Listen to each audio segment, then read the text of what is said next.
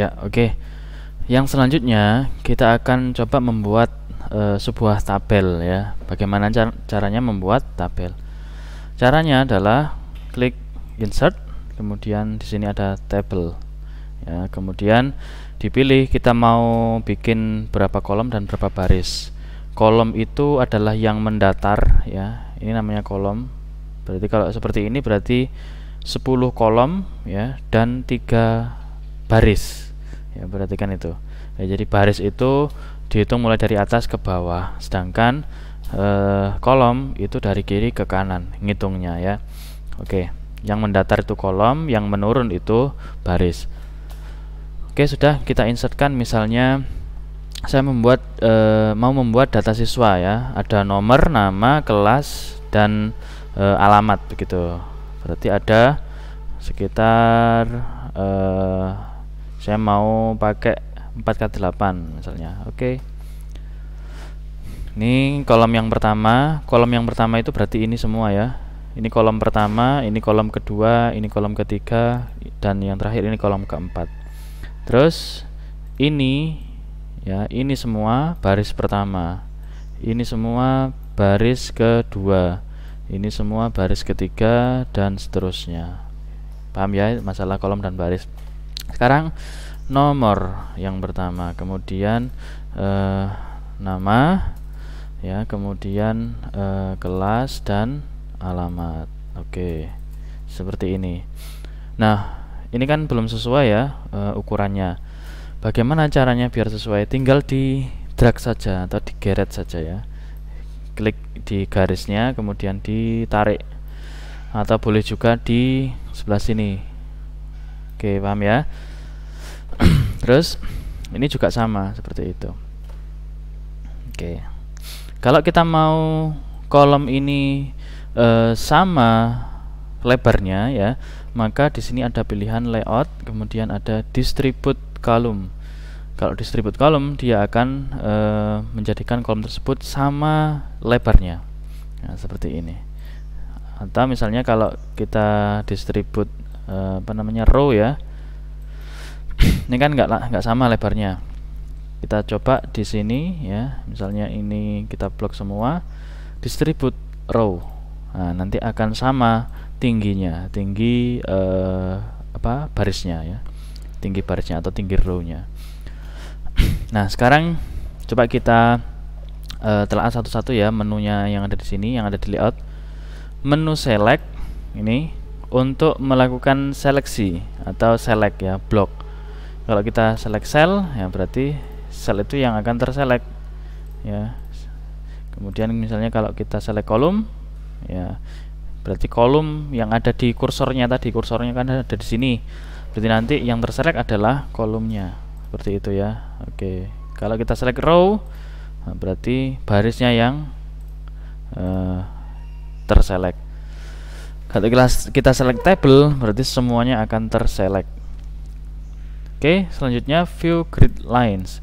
Grid lines ini misalnya ini saya hapus ya. Saya hapus garisnya. Atau kita nggak ke situ dulu, kita hapus dulu garisnya. Ini bagaimana cara menghapus garis ini? Oke ya, misalnya ini yang tengah-tengah ini saya hapus. Caranya adalah di bagian desain, kemudian ini border ya. Border ini kita pilih karena ini ada di sebelah atasnya kursor, berarti yang top kita hapus. Nah, seperti itu. Oke ya, seperti itu ya. Kita kembali lagi, kita view grid lines. Kalau kita klik view grid lines, maka akan tampil garis putus-putus seperti garis yang sebelumnya kita munculkan tadi ya. Tapi ini nanti kalau dicetak tidak muncul, hanya sebagai garis bantu. Jadi grid lines itu kasarannya ya garis bantu, paham ya? Oke. Kemudian properties ya, berarti tabel propertiesnya nanti memunculkan properties. Terus draw table ini digunakan untuk menggambar ya, menggambar garis pada tabel. Misalnya ini saya tampilkan lagi ya, sudah tinggal diklik saja. Ini mau saya garis tengah ini ya, sudah begitu ya. Ini mau saya garis ini tengah-tengahnya. Oke, seperti itu saja. cukup mudah dilakukan. Terus eraser ini untuk menghapus ya, kita klik saja yang mau dihapus. Nah, seperti itu. Terus delete ini juga macam-macam ya. Jadi delete ini ada delete cell, delete column, delete row, dan delete table. Delete cell itu berarti kita mau menghapus satu buah sel saja, satu kotak ini saja ya. Ini cell, delete cell ya, biasanya akan muncul seperti ini. Shift cell up, shift cell left ini berarti nanti ketika selesai menghapus, kolom atau sel di sebelah kanannya akan digeser ke kiri.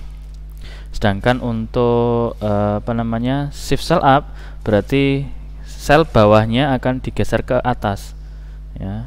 Atau delete entire row berarti semuanya akan di delete, satu baris itu akan di delete.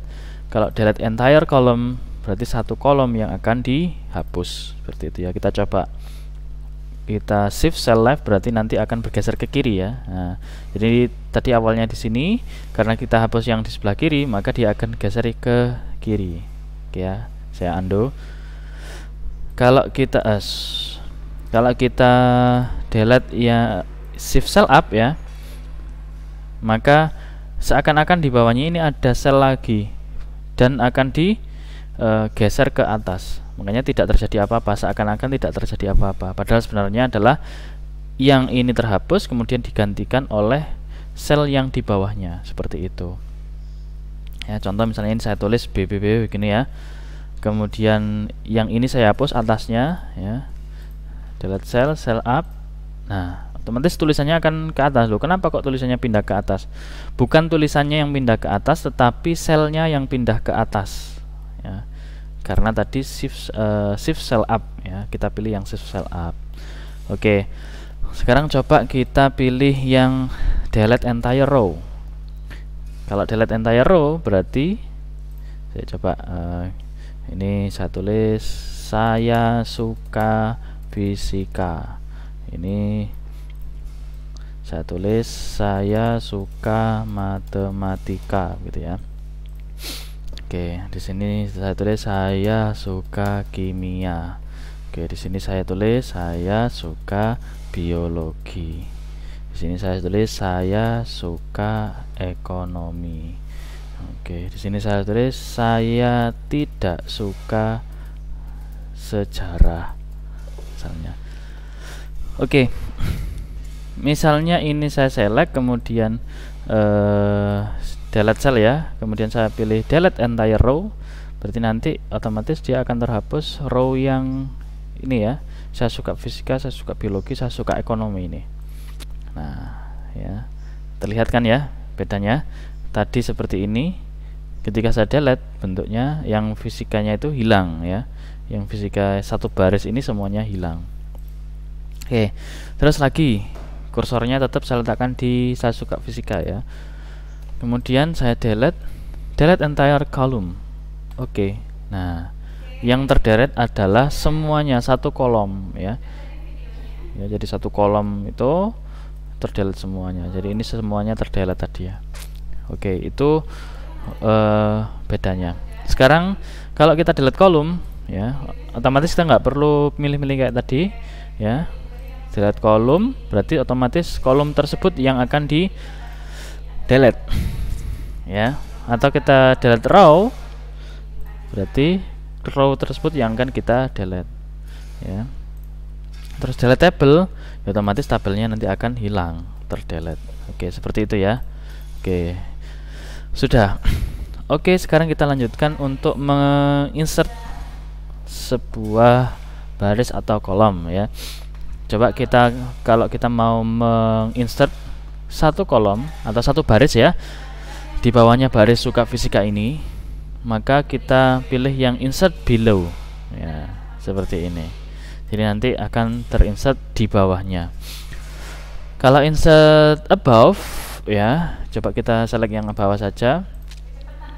Insert above berarti nanti akan muncul di atasnya. Oke ya, paham ya.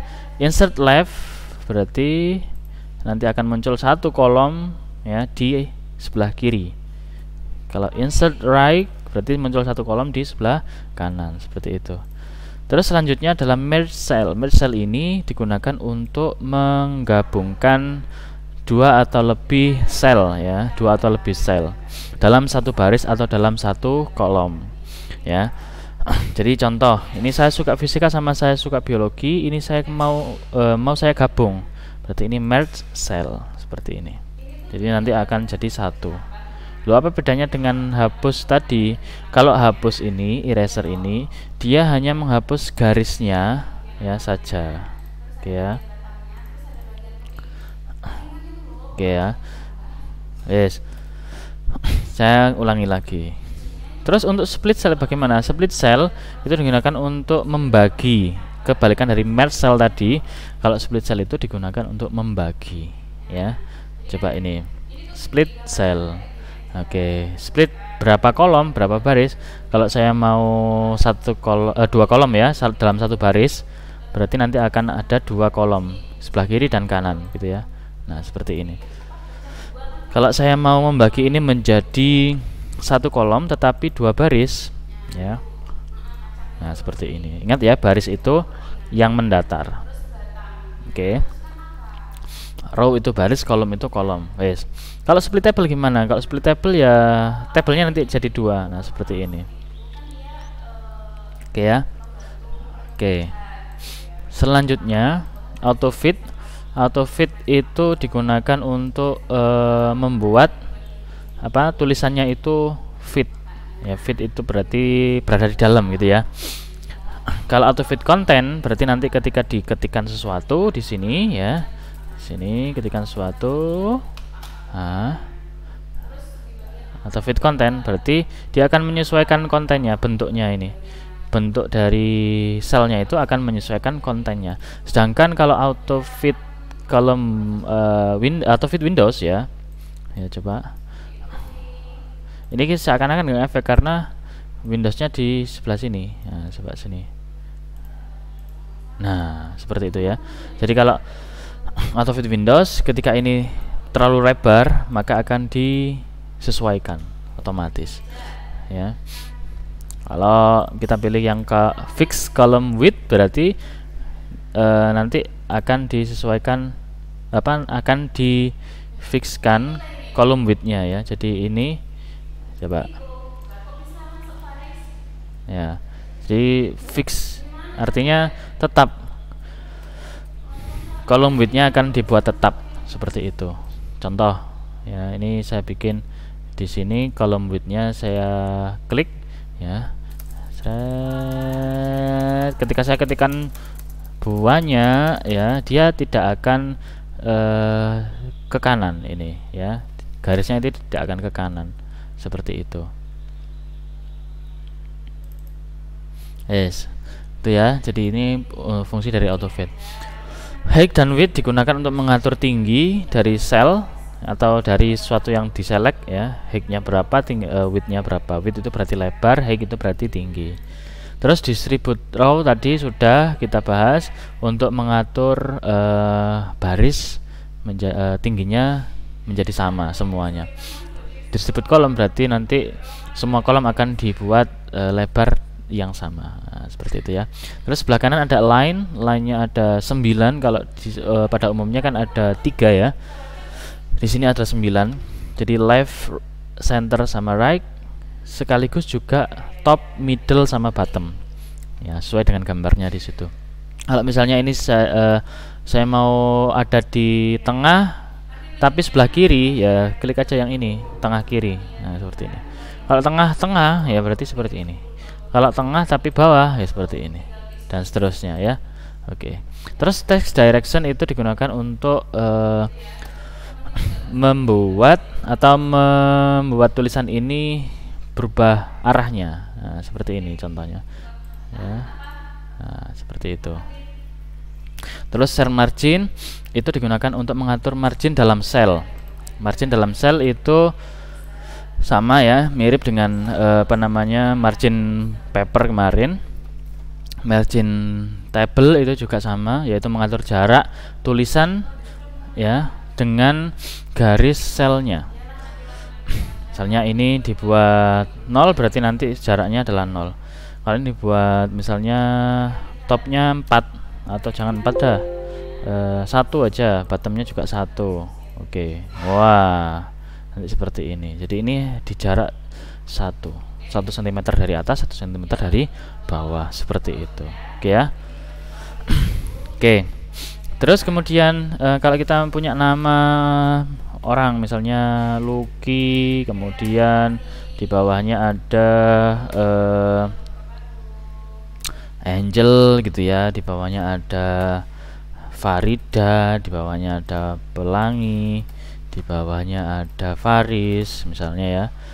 Terus ini mau saya urutkan sesuai abjad, bagaimana ya? Ada sort ini ya, sort kolom 2, type-nya teks, ascending. Ascending itu berarti urut dari yang kecil ke yang besar. Kalau descending kebalikannya, urut dari besar ke kecil ya. Coba kita seperti itu ya.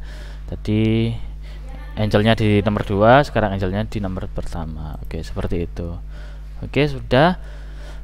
Itu untuk layout. Sekarang pindah ke desain. Desain ini ada beberapa macam ya. Pertama, kalau kita mau membuat shading itu artinya warna di kopnya, biasanya kan ada warnanya gitu ya.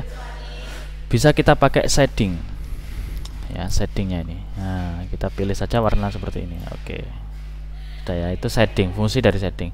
Kemudian untuk border itu mengatur garisnya.